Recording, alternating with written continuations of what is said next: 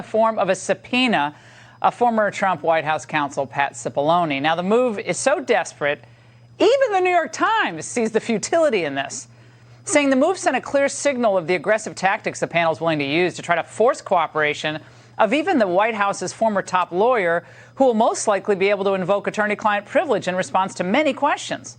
So joining me now is Matt Whitaker, former U.S. attorney, former acting attorney general under President Trump. Matt, everybody knows that Pat is one of my close friends, so I'm going to disclose that. But what does this tell you about how the committee is really feeling about the strength of its so-called case?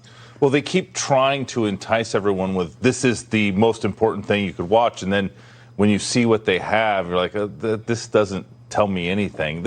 I'm concerned that this crosses a line of really peeking into the most confidential communications at the White House. I mean, they already obviously tried to go against Mark Meadows, tried to hold him in contempt, tried to prosecute him. DOJ said, we're not going to prosecute our chief of staff.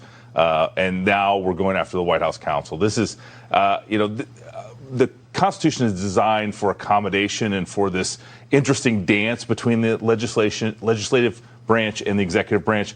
This knocks it all down, and I think is really an aggressive and unnecessary step. Well, in their accompanying letter, they basically said the need for the information outweighs any concern about the separation of powers here. In this case, I guess it would be executive privilege. Yeah, but that overstates the case. Obviously, the president needs confidential advice from his chief of staff and from his White House counsel at a minimum. And this. How do you operate as president if you're going to be hauled before a committee at any time when the Democrats get in power? How do you operate? They don't want them to be able to operate. Don't you think that's what this is really all about?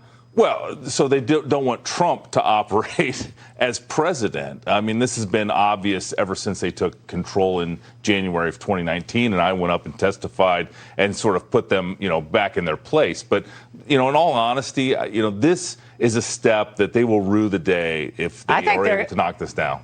If I were they, I wouldn't want to call Pat Cipollone up there. All right, Matt, back in August of 2020, a federal appeals court ruled that House Democrats could sue to force President Trump's former White House counsel, Don McGahn, to comply with what at the time was a congressional subpoena, saying that the House has a longstanding right to compel government officials to testify and produce documents.